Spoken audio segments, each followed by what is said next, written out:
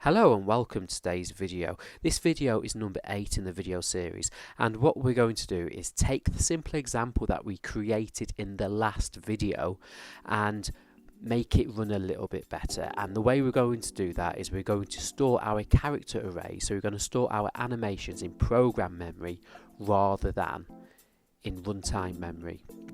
By runtime memory I mean RAM rather than in RAM, because in these microcontrollers we have hardly any RAM, so it's much better to store this type of thing inside program memory. So that's going to be the first half of the video. Then the second half of the video I'll go through the Elite animation library. So what we've done so far is we've created a part library, and I've done a part library to make it more simple to implement, so that's what you guys have done. However, if you go to my GitHub page under the library folder, you can actually download a much more comprehensive library that has a few more extra methods to allow you to do different types of animations and allow you to interact with the animations as well. And I'll go through the extra methods that I've put in there at the end of this video. So in order to store so if you remember, our animations were stored in these multi-dimensional arrays. So we've got one called icon, we've got one called icon 2, I think, yeah, icon 2, and one called ground. As it stands at the moment, all of these are stored in runtime memory. So if I was to compile this program, and we'll have a look down here at the bottom of the screen how much memory it uses. So it's going to take a little bit of time to compile it, and then we're going to use a PROGMEM keyword to store everything in program memory rather than runtime memory. We'll see what effect that has down here on the memory usage. So the sketch is being compiled, and this is the first time I've compiled it since opening Arduino IDE, so it takes a little bit of time when you first do it. So this is what we're doing. So sketch uses 8% of memory, so I'm running this on a Nano 33 IoT, so we've got quite a lot of memory. Look, we've got 262,000 bytes of program memory and 23 kilobytes of RAM. Effectively, that's what that's telling us. Oh, sorry, 32 kilobytes of RAM. We had 23 kilobytes left. But anyway, what we're going to do is we're going to use the program memory. So I've got this example up on the right hand side because this is an example where we're using PROGMEM, and all you need to do to use PROGMEM, so this is the icon here, is just to write PROGMEM before the equal signs. It's all uppercase, so PROGMEM before the equal sign. But we also need to turn our static unsigned chart into a static constant unsigned chart, so we need to write the word const here as well. And then once you've done that, they should now be stored in program memory rather than RAM. So I'll do that for the other ones as well. So here, put PROGMEM there, and I'll type in const, which means it's a constant, so it can't ever change while we're running the program. And I'll also do it here for ground. If you don't do this, if you don't put the program memory word in and the constant keyword in, it won't work. The program will still work, but you just won't store those things in program memory. So cool. So I've done that now. So all those icons we've stored in program memory. What I'm going to do is I'm going to just write, so it said sketch uses 21980, and what else do we use? 259524. So this is PROGMEM,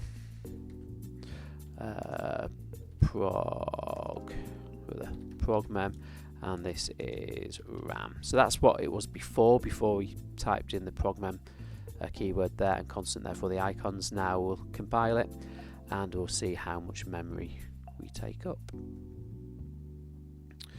So boom, so look at that, that's brilliant, isn't it? So our program memory is still 2980.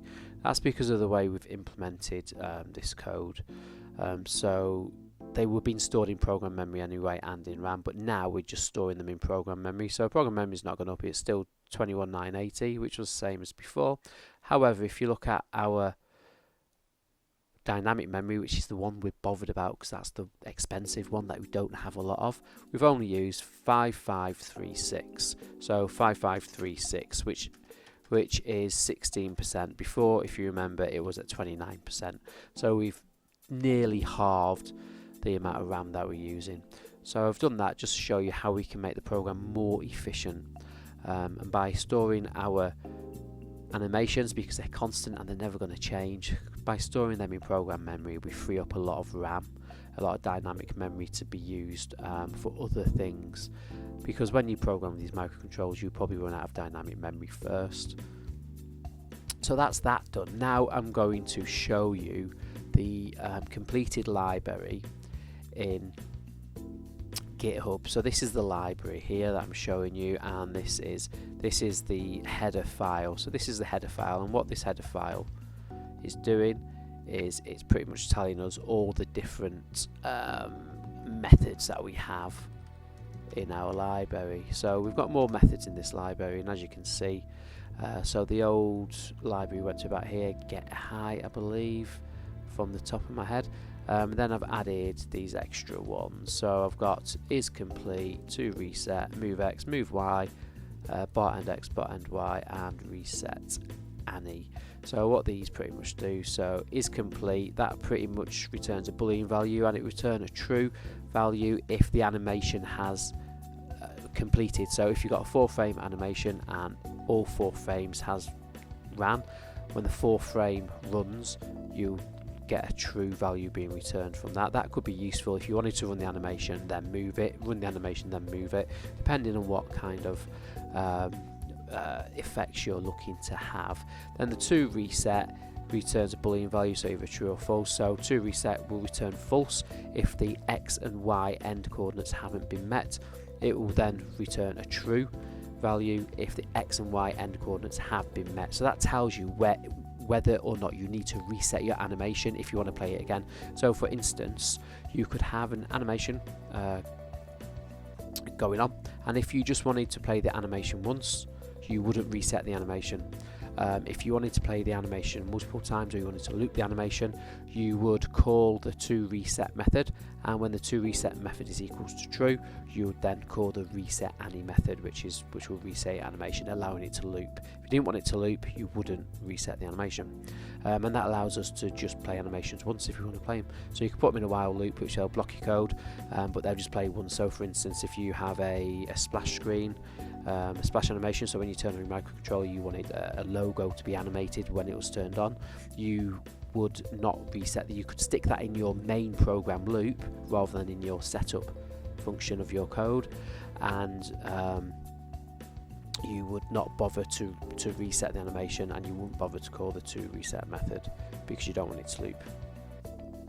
Now we've got the move x and move y methods. So these allow us to move the animation independent of the animation class. So for instance, if you wanted to move the animation when you had some input from the user, for instance, so let's say you had an up and a down button on the thing that you're making, and you wanted to cycle through menus and stuff like that, and you wanted the animation to move up when the up button was pressed and down when the down button was pressed, you would use the move x function rather than when you create the animation using all this x increment, y increment stuff. You create the animation, you would check the animation, and you put false for the to move statement, and then when you had user input, you'd then move the animation in accordance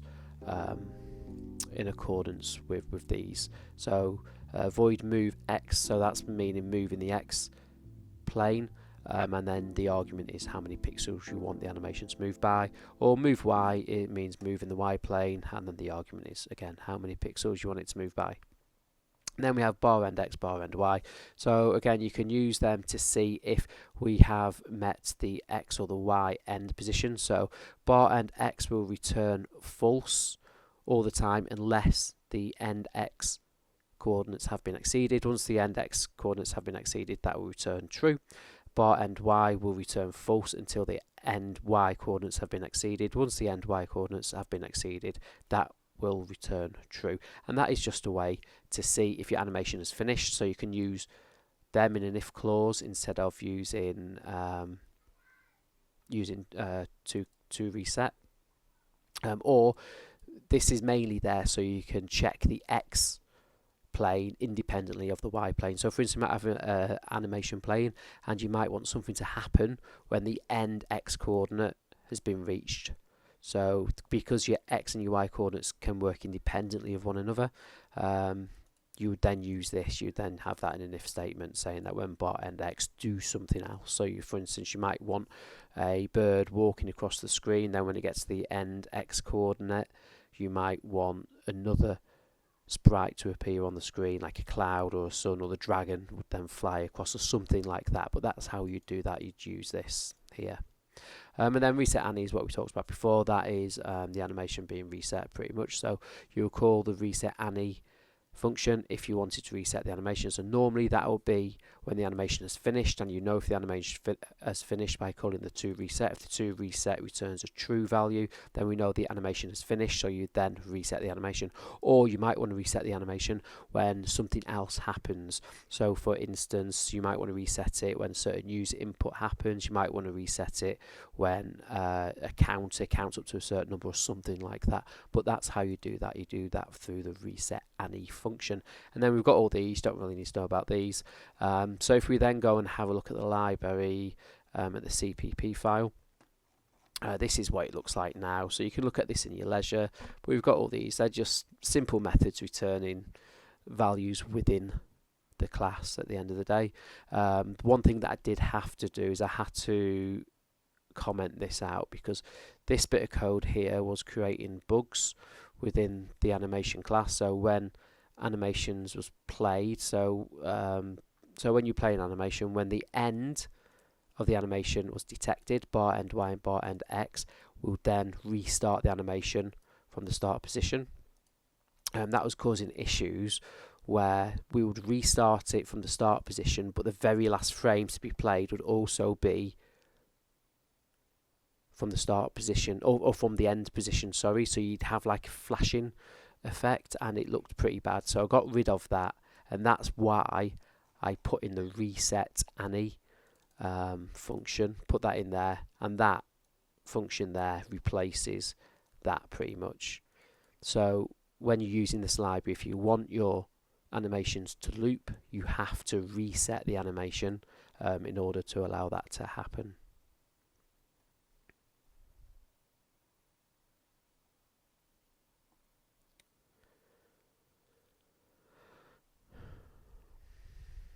So I hope you found this video useful. This animation class is quite a simple class, but it can be useful. I'm going to be using it in many projects, so I've had a lot of issues with creating simple projects, doing simple things, but I've wanted to make the projects look a little bit better by having animations happening at certain times. And I've struggled to do that, and that's why I created this class. I created this class, and then I thought other people might find this useful, and that's why I've created these videos and put it on YouTube.